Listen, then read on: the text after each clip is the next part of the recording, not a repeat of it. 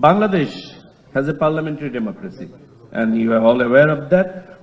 President is the head of the state and the Prime Minister heads the government. That is the existing structure. It has a unicameral parliament. By the way, the referendum also includes the bicameral structure. As the Chief Election Commissioner has already indicated, we have 356 in the parliament. That includes 50 seats reserved for the women. And tenure of the parliament is 5 years. Our system is that of first past the post. It is a multi-party democracy, and each MP, a member of parliament, is elected from its relevant constituency. The 50 female candidates are elected as of the provision that exists today by the 300 other members.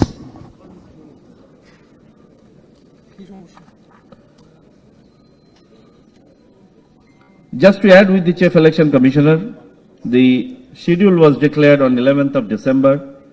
Nominations were filed on or before 29th of December 2025, followed by its scrutiny in next 5 days. Candidates were allowed time to withdraw candidature if they wanted to. More than 300 withdrew, and that last day of withdrawal was 20th of January. 21st of January was the day when the lists were finalized and symbols were assigned to the individual candidates, and campaigning began. The campaigning for the election was for 19 days to be exact, and the poll is due tomorrow. Ceylon tea, রপ্তানিতে শীর্ষে।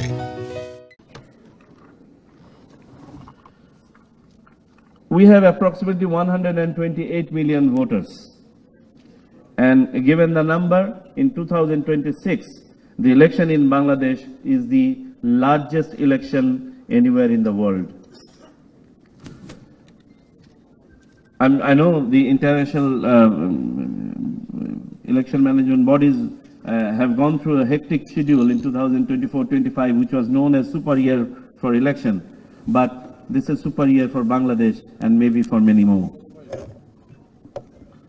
69 returning officers have been assigned, covering 299 constituencies. They are being assisted by 598 assistant returning officers. We have 42,950 polling stations that include 299 postal ballot polling stations, and in-person polling stations will have booths. Every polling station has number of booths. So total number of booths will be 246,728. We also brought about change in the Voter List Act. Previously, it used to be the first of every year, 1st of January, when one could qualify to be entered in the list. But we brought about a change, and the new provision says that a date selected by the Election Commission is also okay for one to be included in the voter list.